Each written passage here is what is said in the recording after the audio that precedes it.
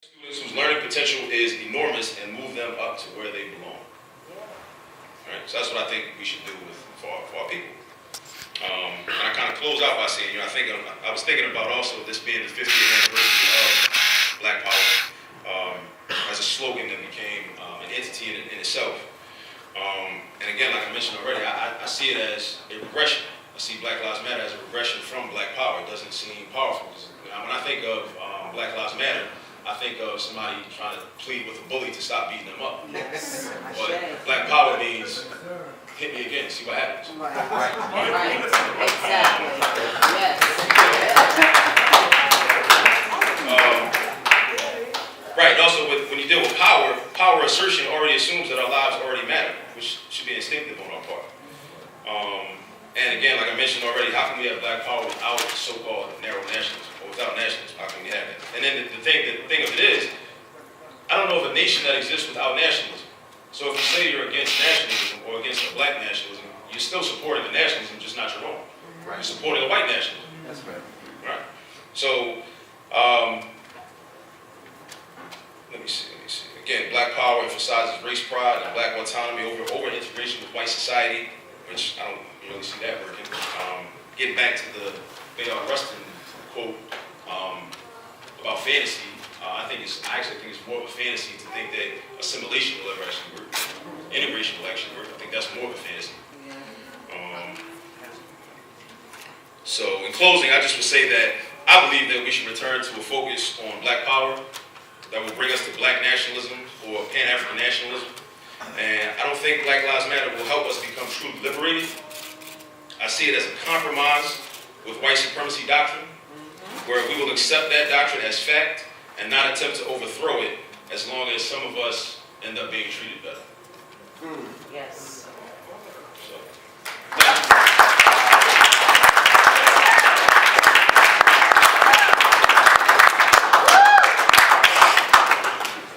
We're going to open the floor for a question session here for about 5 to 7 minutes. So don't make this Just ask a question, please. Don't preempt it with a statement, please. Okay, the brother right here. Okay. Slight statement. The question of nationalism, when the communist world has completely collapsed, Russia's now, the Chinese, the Russians, the Vietnamese, all of our heroes that were for internationalism and for, end up being, quote, narrow national. All politics is nationalism. All politics is culture. All politics is identity. And let me compliment, I just want to compliment you, brother. To hear your generation have that much clarity brings my generation inspiration. Yes. And it is a wonderful thing to hear you. Yes.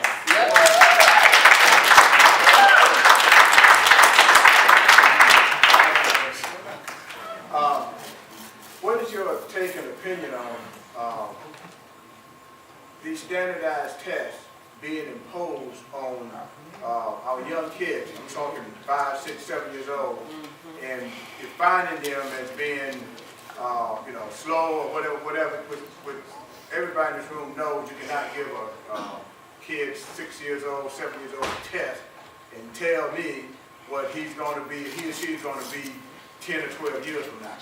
So, are these type of tests still being implemented or in the school system or what? So I can't speak so much on them being administered to 5, 6, and 7-year-olds, but I definitely know on the high school level, the middle school level, they definitely are.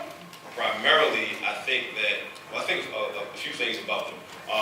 Number one, they become a distraction because then, along with the fact that it's a standardized test, there's a lot of administrative nonsense that we as teachers have to go through to prepare for the test, or some type of training that we have to do when we could be teaching or developing better lesson plans.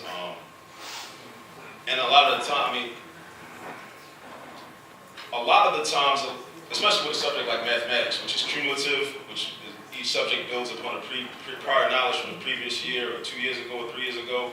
A lot of times the students have not been prepared for those tests, like the Keystone exam in Pennsylvania.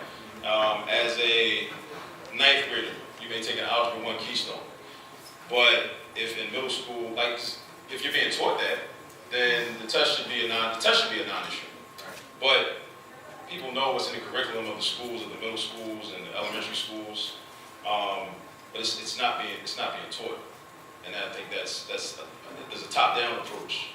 So of course I see it just as another manifestation of white supremacy, just to keep us down, but to judge us within their system. Right. So to justify us not being able to advance in certain ways.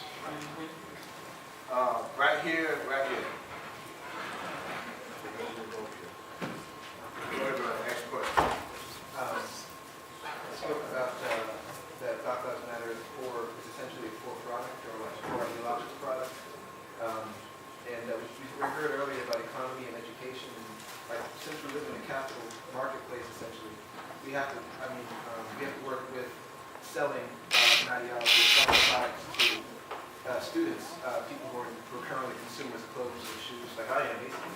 You know, like how do we like more effectively?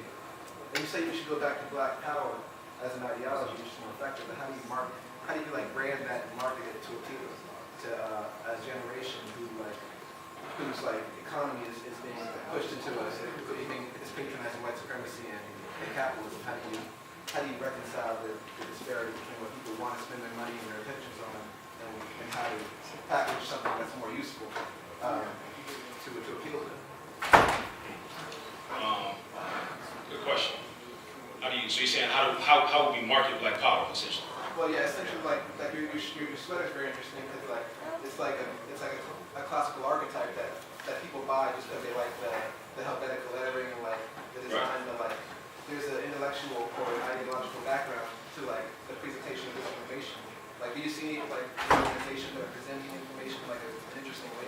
So one thing I think about with that in terms of marketing anything, I think it has like people like to identify, especially young people, like to identify with people. Exemplars become critical. So, for example, there may be a lot of young girls that may want to emulate Nicki Minaj because those young girls don't know about Ivy Wells, or they don't know about Asada Shakur. But in fact, if they did know about Asada Shakur, and because Nicki Minaj can talk about her stuff, but Asada Shakur broke out of jail. How about that? So, and the same thing with, a lot of the young people with like the so-called gangster rappers. They want to talk about, let's talk about guns, for example. That's a mainstay within the gangster rap. But, I got a poster in my classroom right now with a middle car brawl sitting down and two brothers flanking him with AK-47s with the banana clips. The same type of guns that their favorite rapper will rap about, except they're using it as propaganda, which, promoting the genocide or just killing the other black man around the corner from you. But American Park Brawl is fighting against the Portuguese. Right. And there's nothing more gangster than going against the whole nation. Right. Going against the whole country. Okay, so you have to say, okay, kind of like you kind of can measure, by yourself in certain ways by like the level or the size and strength of your enemies. So, we can meet the youth where they are. We're talking about just youth and just have these conversations and even like utilize the rap music and just really listen to it. And because I'm an advocate of, instead of like with my son, like I don't turn down the music, I turn it up. And I say like, let's go through this bar for bar. Like let's listen to what he said. It doesn't really make sense. And why is he so concerned about, killing other black people or, treating that woman that way? Like why does that make him happy? And then we get into like, worldview. Right. And then we say, okay, well that's a European worldview. Right. So okay, you're a black man with a European worldview. So now that's a fundamental problem right there. Like you're trying to emulate and be something that you're not. And that's not respected. Our youth don't respect that. There's a term for that in Philly that I won't use now because it's inappropriate, but you can meet the children where they are like that and try to get them to see. But here comes a problem, because a problem within the European-centered schools, a lot of times there's not space to just have those real conversations. Because standardized tests is such a focus on content. Administrator coming in, evaluating you, making sure, that this is being done, or at least it looks like this is what's being done, right? So sometimes I'll just, when I know nobody's coming in the room, we're having conversations about this, about what I'm addressing right now. But when somebody comes in the room, then yeah, we're doing what it's supposed to look like. Okay, next question, right here. Okay, that's the last two.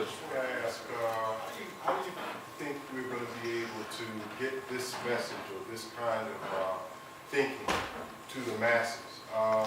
you know, and I want to just point to the 60s generation intellectual people.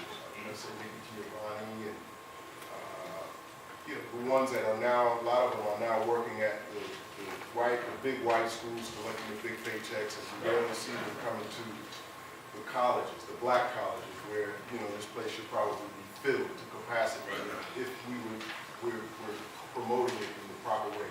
Because this is something that they will know. What's the point in having it? How do you think we're going to I agree, Martin. I agree. So one of the things that I know I've come in contact with a lot of people that get discouraged and they say, you know, I gave up on black people, or, you know, I tried, and, you know, we're never going to convince 40 million black people that we should do this or do that. Another thing that I learned from studying Bobby Wright, one thing he said is, I'm not trying to get consensus from 40 million black people. I'm trying to get consensus from 10. And when we think of mathematically and scientifically, we think about critical mass. And we think about if we have even small groups of dedicated, progressive people that are serious, that then in turn can influence the masses. So everybody's not going to be here. And what I've accepted is that everybody doesn't need to be here. Because we become the people that are here become the ambassadors. And then they go out, and then, you know, you might be in the gas station, and you go into you know, pay for your gas. And, you know, you see a young brother, and he reminds you of something, and you just mention a quick word to him about something that you know that he didn't know. And we never know how that'll affect the person going forward. So that's the type of propaganda. And that's the same way any type of propaganda works. You know, that's why, you know, we're constantly bombarded with these commercials and billboards, and especially the internet, social networks, all these images, constant images. So I think, you know, we become the ambassadors. And if we know certain things and we share within everybody that, you know, comes in contact with us. Like when I used to do network marketing many years ago when I was young and trying to get rich quick, we had this rule, it's like 3-foot rule. Like anybody that comes within 3 feet, you tell them about your business, you know. So that's really something that we can try to incorporate, you know, in terms of black consciousness, Pan-Africanism. And I think that when it becomes really a part of you and integrated within you, not only intellectually, but emotionally, and you really believe it, because I know, like, you know, we're all on trajectories, and I know at one point I didn't believe in it as much as I do now, whereas, like, you know, I would be more intimidated, not as likely to share information with people, because I didn't believe in it as much. I wasn't as much invested in it, but now I'm invested. And I think sometimes we get to that point where it's like we believe it. So even when people might laugh at you or look at you like you're crazy, you know that you're not crazy, you know they're crazy for not being on board with it. One last question. Yeah. Okay, the brother on the empty skull cap. I was also at your AS meeting, Right. and my question is, what would be the most concise way to work against most of the propaganda that's presented with us and reaching out and spreading knowledge to those who may not be in the space to acquire that themselves? Most concise way, I don't know if this is the most concise way, but one way I say is look at the most popular propaganda, look at the most popular music. And again, I was talking to my son about this morning, how another quote from Kwame Ture is that, you know, the more ratchet the music is and the television is, that's actually a positive sign, because that shows that that's a response to us, because that shows that there's been a rise in political consciousness, and they're trying to defend against that. So they're like, we gotta put more nonsense on the radio. We gotta put more nonsense on the internet. We gotta expose the children, because if we don't, they might start doing what they're supposed to do. They might get free. Yeah. So it's actually a positive. I mean, a lot of times instinctively we react and say, oh, this music's horrible, this music is trash. It's not like it was in the 90s, all this and that, which is all true, but we could also see this as a positive. But engaging that music and looking at it and saying, like, instead of being able to just say to the children, turn that off, it's nonsense, tell them why. Like, why is it nonsense? Why is it bad? Scientifically, like line for line. You know, and quite, because what's happening, this is what I say to my students. Students are like, a lot of them have an addiction to the music. So what I always say to them is, who are you listening to? Like Meek Mill, DC4 just came out. All right, what is he teaching you? Because I'm honest about the fact that a lot of my students would rather listen to Meek Mill for an hour than listen to me for an hour. And I understand, I get it. Because when I was in high school, a lot of times I might have wanted to listen to a rapper more than some of my teachers. But what I want them to think about is, what is he teaching you? Because he or a female rapper are teaching.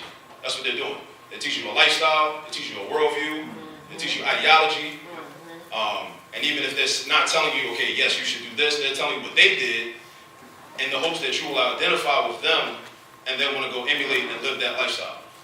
So when they start to think consciously about what it is that they're teaching them, they can then say, okay, well, do I want to accept this lesson or not? Just like in my class, in my geometry class, you might not care about the midpoint theorem. So you might not accept that lesson. You might tune out, put your head down and go to sleep. You've decided that you don't want to accept that lesson. So I think they have to do the same thing with the music, but we have to tell them, we'll try to guide them to making that decision, as to whether or not they want to accept that teaching or not. So that's one way.